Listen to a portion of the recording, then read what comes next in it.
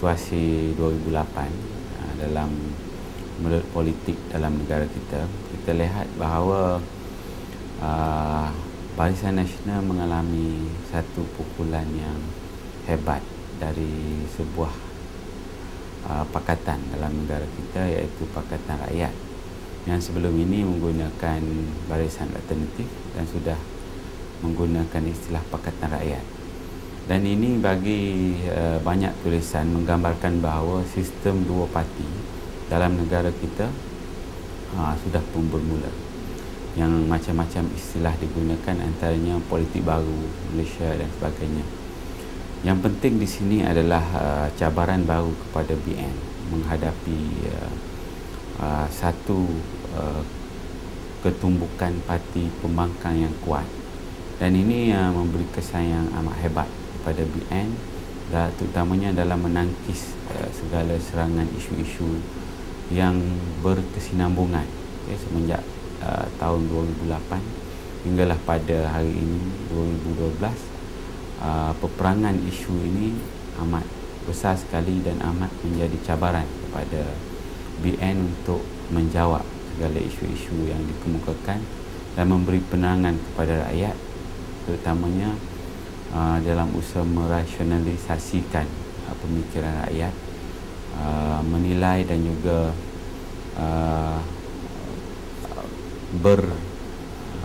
ataupun terlibat khusus dengan politik dalam negara.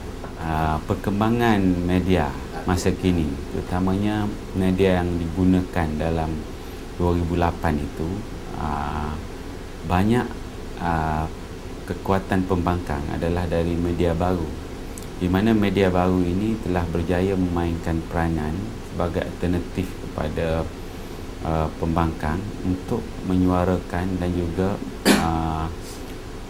mengemukakan idea-idea mereka, propaganda mereka, sehingga berjaya mempengaruhi segelintir besar masyarakat untuk bertindak turut melakukan kegiatan kepembangkangan kepada kerajaan BN. Dan inilah sebenarnya menyebabkan banyak fakta-fakta hanya diterima secara tanpa ada pemeriksaan terlebih dahulu, menyebabkan rakyat mudah tertipu. Dan situasi inilah sebenarnya yang menjadi cabaran kepada Barisan Nasional untuk menerangkan kembali kepada rakyat, kerana media-media tradisional seperti televisyen, radio dan juga channel-channel yang biasa dilihat oleh rakyat tidak lagi merupakan channel pilihan kepada terutamanya golongan-golongan bandar dan juga golongan-golongan muda dalam negara. Walau bagaimanapun, dari 2008 hinggalah 2009-2010, perkembangan terbaru juga turut berlaku, di mana BN turut membentuk trupa-trupa cyber mereka untuk merasionalisasikan pemikiran rakyat ini. Dan dilihat usaha-usaha ini telah meningkat dengan mendadak, di mana kedua-dua sekarang ni media telah digunakan oleh pihak Barisan Nasional untuk merasionalisasikan pemikiran rakyat. Hingga hari ini sebenarnya banyak fakta-fakta,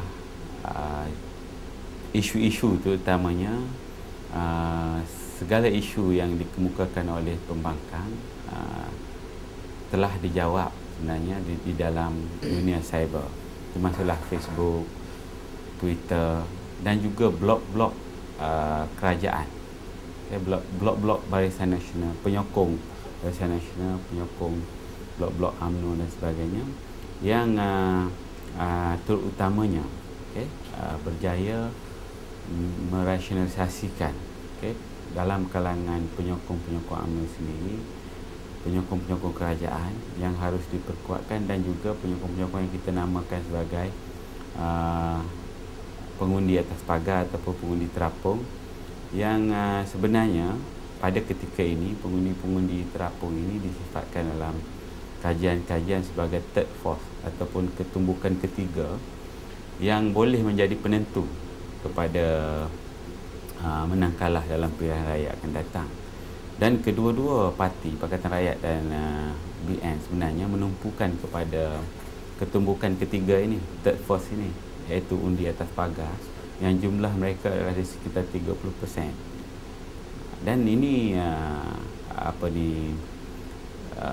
memberikan cabaran besar kepada kedua-dua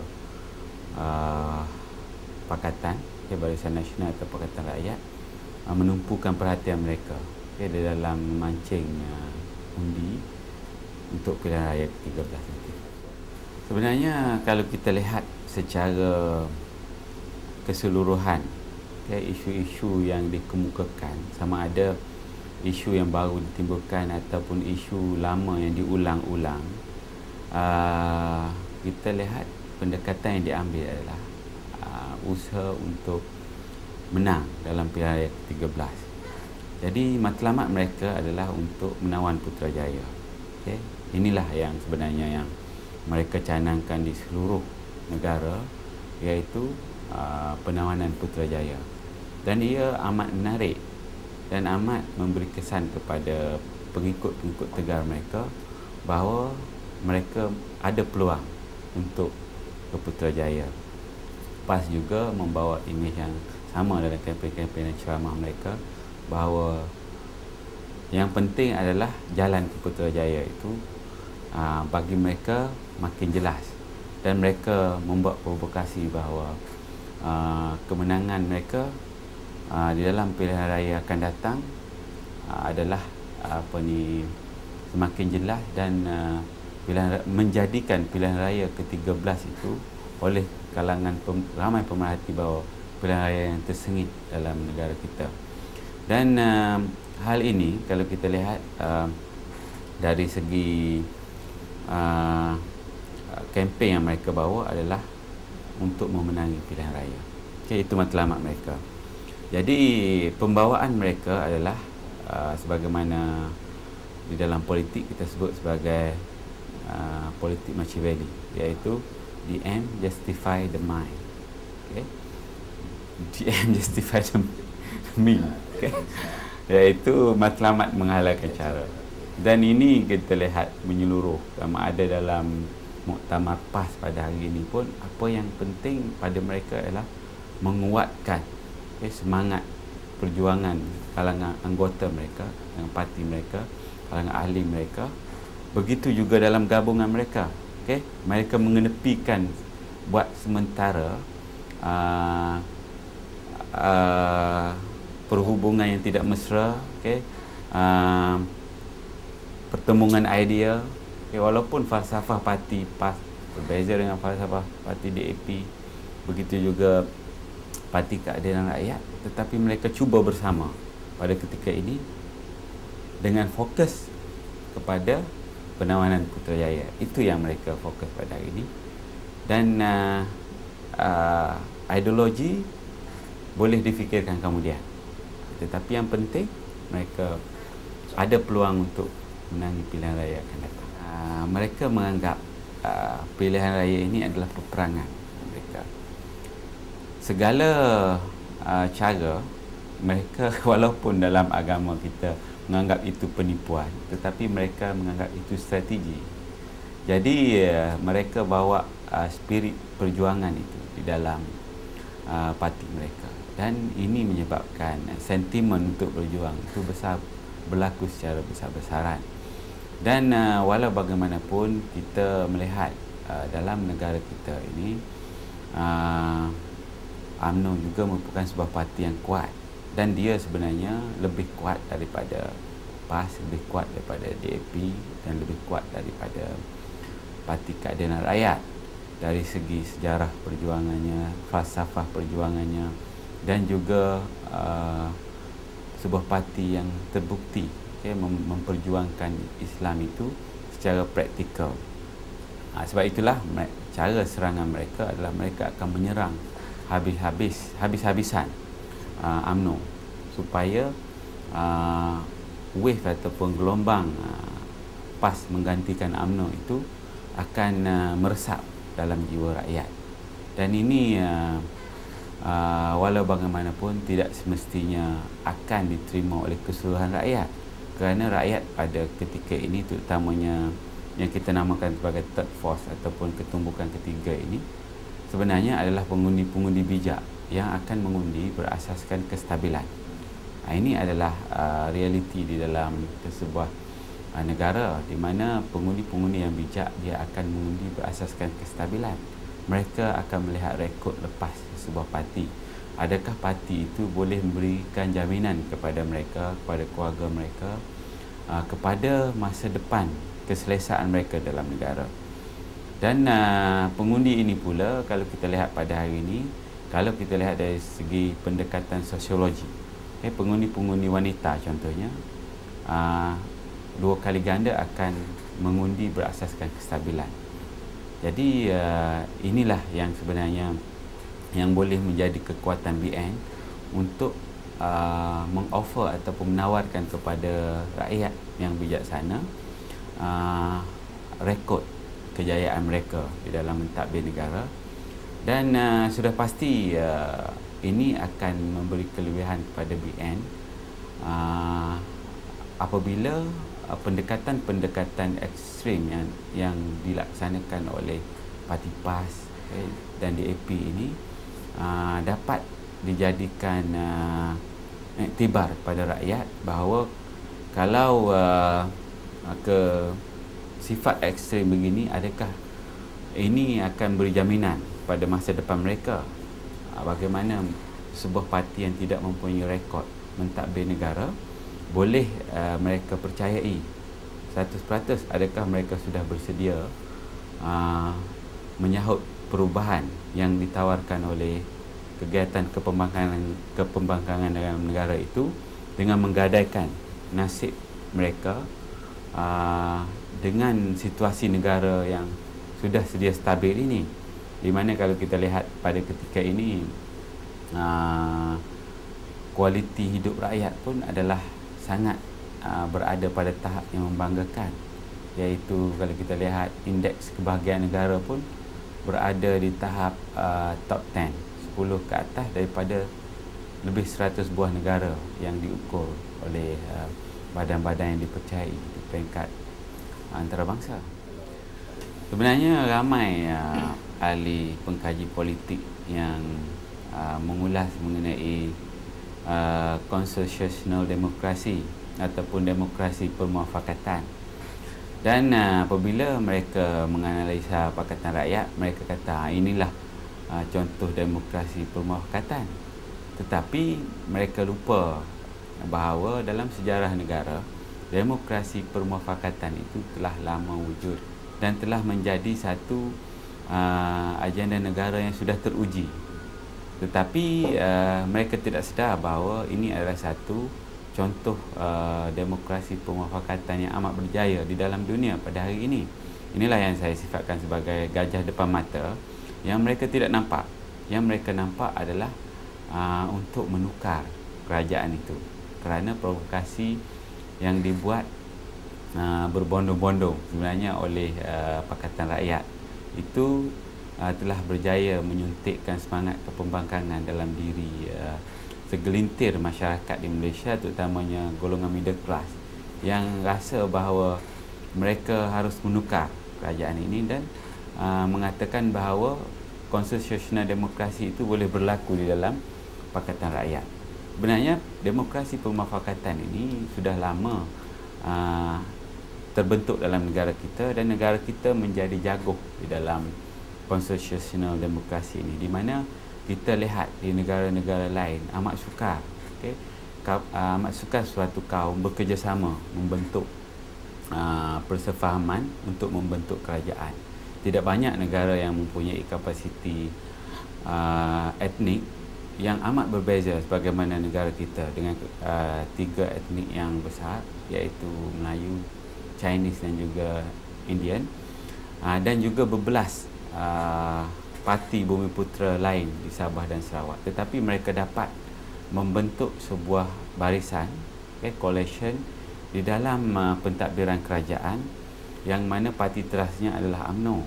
Dan konsep parti teras inilah yang sebenarnya yang menjadi penasihat, menjadi jururunding, menjadi orang tengah yang berjaya mendamaikan parti-parti komponen yang lain seperti MCA, MIC, Gerakan dan juga berbelas parti lain di Sabah dan Sarawak. Berbeza dengan Pakatan Rakyat sekarang ini mempunyai 3 parti teras, tetapi apabila dilihat di dalam parti itu, siapakah yang menjadi parti teras? Adakah PAS? Adakah Parti Keadilan Rakyat? Atau adakah DAP? Apabila secara umum, maka kita boleh lihat seolah-olah Parti Keadilan Rakyat yang menjadi parti teras, tetapi kadang-kadang dominasi DAP berlaku di dalam parti.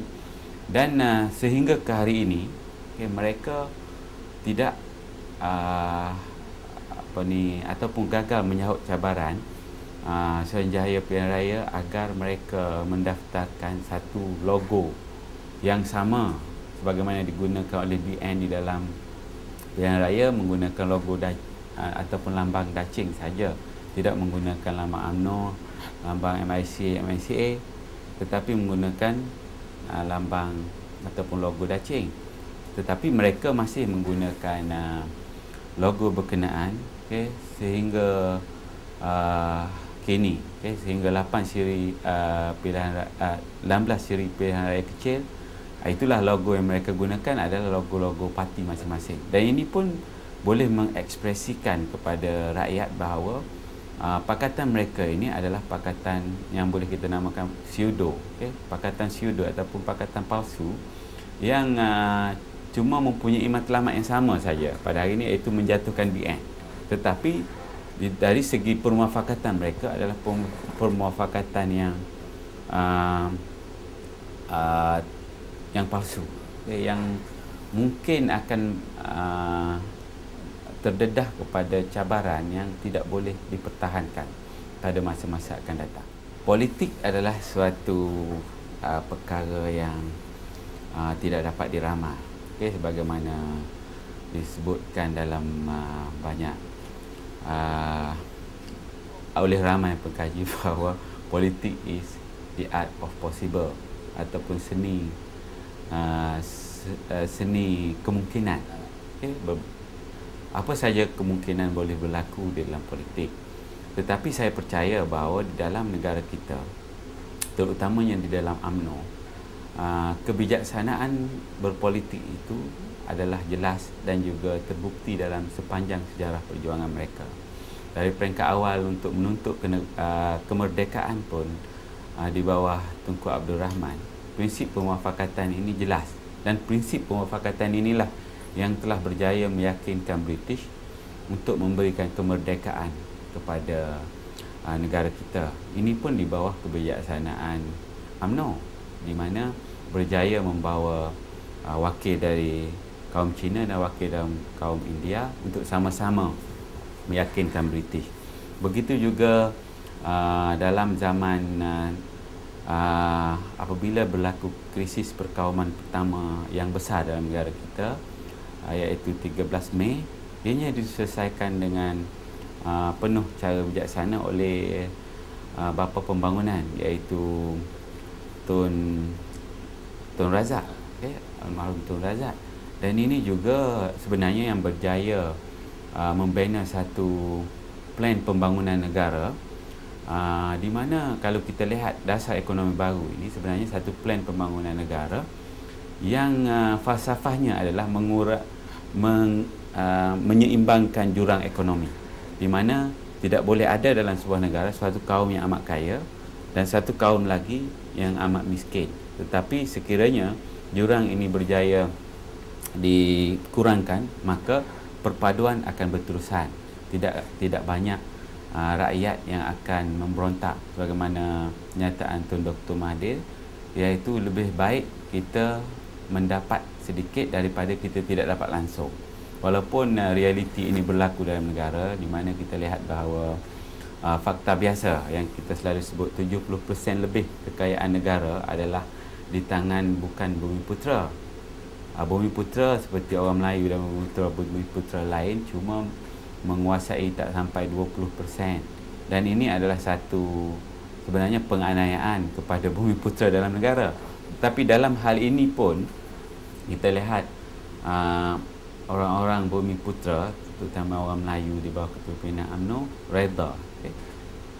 Janji negara kita stabil dan dapat memberikan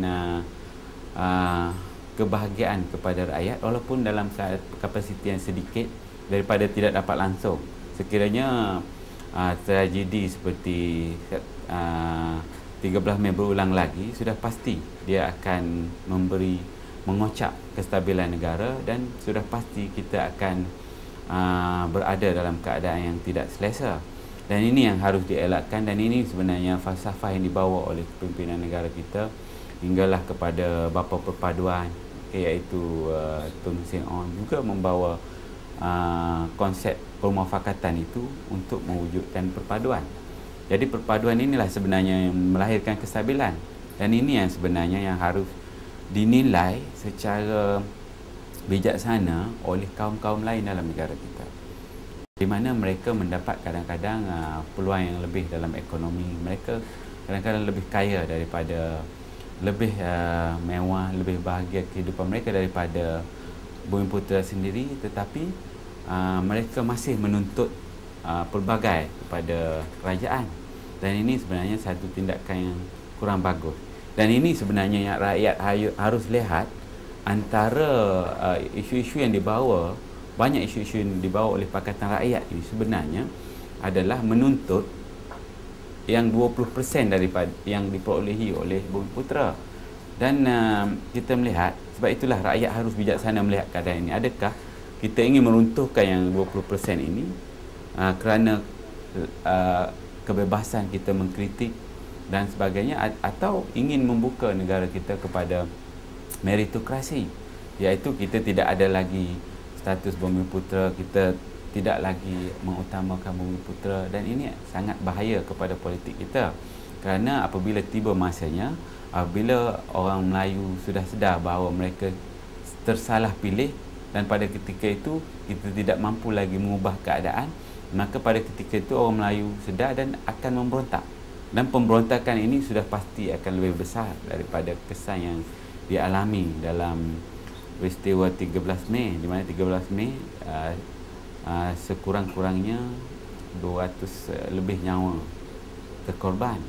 Dan sebenarnya banyak lagi cerita-cerita di sebalik tabir yang kita tidak tahu mengenai keganasan yang berlaku dalam peristiwa itu.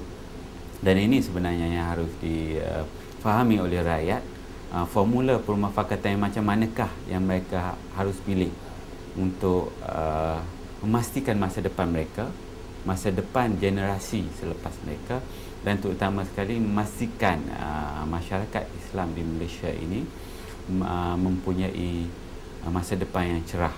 Saya percaya bahawa dalam formula negara kita pada ketika ini, segala-gala yang kita nikmati pada hari ini sebenarnya pada status yang sudah menjadi contoh kepada banyak negara Islam lain. Dan inilah sebenarnya acuan yang harus kita pertahankan, dan harus rakyat rasional melihatnya dengan bijaksana, dan menilai kembali segala isu-isu yang dikemukakan untuk menyerang kerajaan itu, adakah suatu isu yang benar ataupun isu yang penuh dengan emosional, hanya untuk menukar kerajaan saja tanpa memikirkan rekod kerajaan secara keseluruhannya. Memang di dalam sesebuah kerajaan untuk mendapat 100% kebaikan itu adalah satu perkara yang mustahil, tetapi sekiranya ia berada di tahap 60% baik, maka kita harus membandingkan dengan negara pencapaian yang ada dalam negara-negara lain berbanding dengan negara kita. Perkara ini akan bergantung kepada keputusan di dalam pilihan raya ke-13 nanti. Kerana bagaimana yang saya nyatakan sebelumnya, bahawa ramai pemerhati melihat bahawa inilah pilihan raya yang tersengit dalam negara. Sekiranya kita meletakkan situasi sedemikian, iaitu pilihan raya ke-13 adalah pilihan raya yang tersengit, maka pelbagai kemungkinan boleh berlaku. Dan saya percaya di sini UMNO akan mainkan peranan yang besar, kerana UMNO akan bertanding meletakkan calon-calon mereka di dalam kerusi yang membolehkan UMNO menjadi dominan di dalam pilihan raya, dan UMNO boleh menjadi satu parti yang boleh menawarkan kepada pihak lain untuk membentuk kerajaan. Kerana rekod UMNO di dalam hal ini jelas. Di dalam pilihan raya 2004, UMNO tanpa MCA, tanpa MIC dan lain-lain parti komponen, keputusan yang diperolehi oleh UMNO mampu membentuk kerajaan secara majoriti mudah dalam pilihan raya 2004, iaitu daripada 222 kerusi dipertandingkan, UMNO memenangi majoriti mudah, iaitu lebih 112 kerusi dimenangi oleh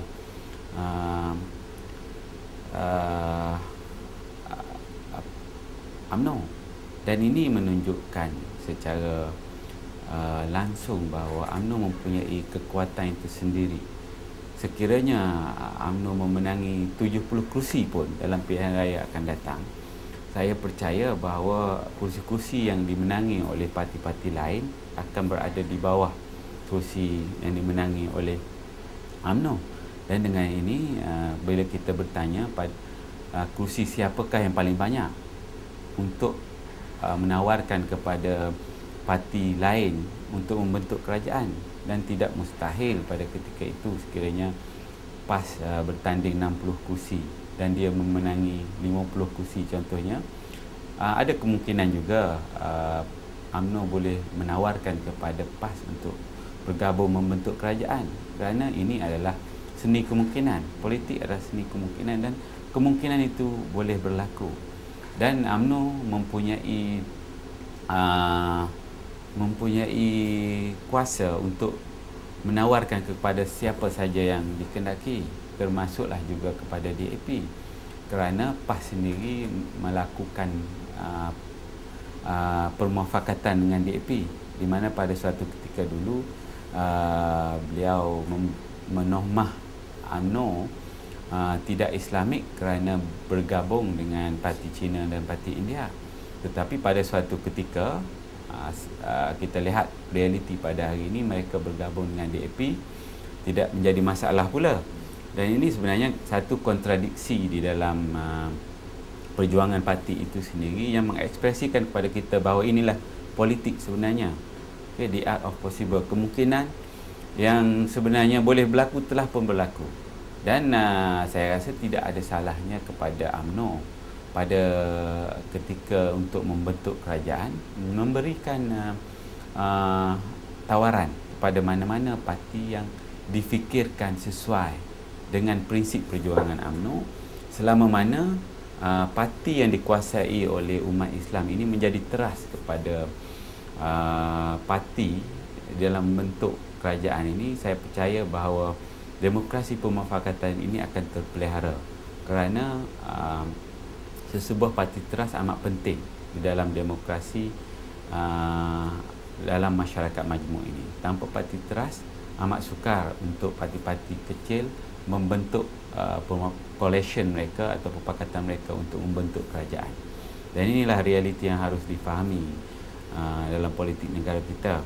Dan saya percaya UMNO pada ketika ini adalah sebuah parti yang amat kuat, dengan perbandingan keahlian pun sebenarnya sudah memberikan impak besar kepada, ataupun ekspresi besar kepada kekuatan UMNO itu sendiri. Dan inilah parti yang kita lihat dalam banyak negara di dunia ini, jarang lahir parti yang begitu dominan dalam sebuah negara yang mempunyai kekuatan tersendiri. Walaupun dalam serangan yang berlaku dalam pilihan raya ke-12 yang lalu,